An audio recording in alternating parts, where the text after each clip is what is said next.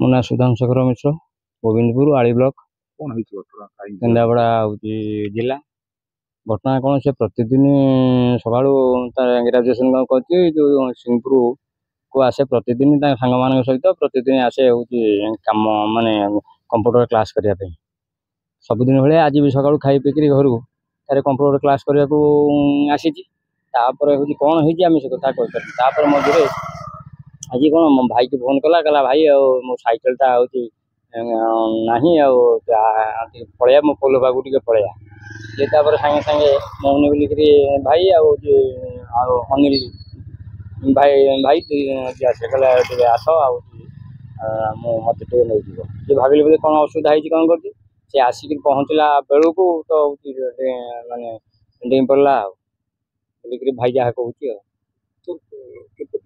ଖବର ପ୍ରସାରଣ ହଉଛି ଯେ ଘରେ କିଛି କଳହ ଆସୁଛି? ନାଇଁ, ଆମର କ'ଣ କୌଣସି ହେଉଛି କଳହ କିମ୍ବା ସେ ଭାଇ ଭଉଣୀ ସହିତ କାହାର କିଛି ହେଉଛି କଳହ ନାହିଁ, କିଛି ନାହିଁ।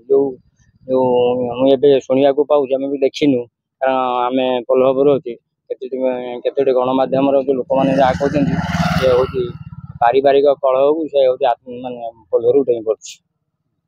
କାହିଁ ପାରିବାରିକ କଳହ ହେଲା? ମାନେ ପାରିବାରିକ କଳହ ନାହିଁ, ମାନେ ଭୁଲ ତଥ୍ୟ ହେଉଛି ଗଣମାଧ୍ୟମ କେତୋଟି ହେଉଛି ପରିବେଷଣ କରୁଛନ୍ତି।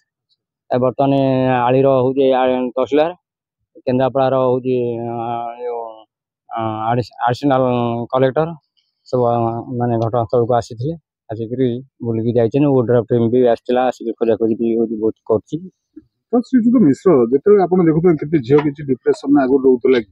ନାଇଁ, କିଛି ଡିପ୍ରେସନ୍ ଫିପ୍ରେସନ୍ କିଛି ନଥିଲା। ସେ ତାର ହେଉଛି ପୁରା ତ ହେଉଛି ମାନେ ଘରେ ମାନେ ସ୍ୱାଭାବିକ ଯାହା ଯେମିତି ହବା କଥା ସେ ତାର କାମ ଦାମ କରେ, ସବୁ କରେ, କ୍ଲାସ୍ କରେ, ସବୁ କରେ, ହସ ଖୁସି ସବୁବେଳେ ହେଉଛି ଚାଲେ।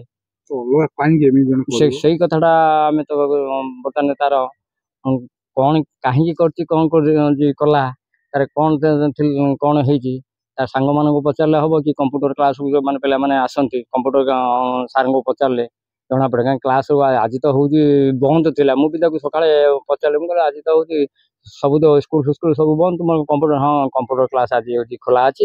ତାର ସାଙ୍ଗମାନଙ୍କୁ ସକାଳୁ ବି ହେଉଛି କେହି ଜଣ କହିଲା ମୁଁ ହେଉଛି ତମେ ଆସିବ, ମୁଁ ହେଉଛି ପ୍ରତିଦିନ ଭଳିଆ ଆସିବ, ହେଉଛି ମୋତେ ଫୋନ୍ କରିବନି, ଘରକୁ ଆସିବ, ଘର ପାଖରୁ ମୁଁ ହେଉଛି ଯିବି। କେତେ ଜଣ ସାଙ୍ଗ ସହିତ ସେ ଯାଏ? ଆମ ଘର ପାଖାପାଖି 2-3 ଜଣ ସାଙ୍ଗ ସହିତ ଯାଏ।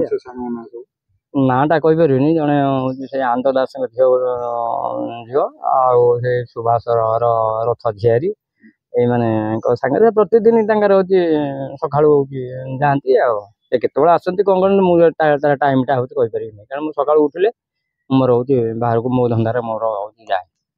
ଆପଣ କ'ଣ ଚାହାନ୍ତି? କ'ଣ ବର୍ତ୍ତମାନ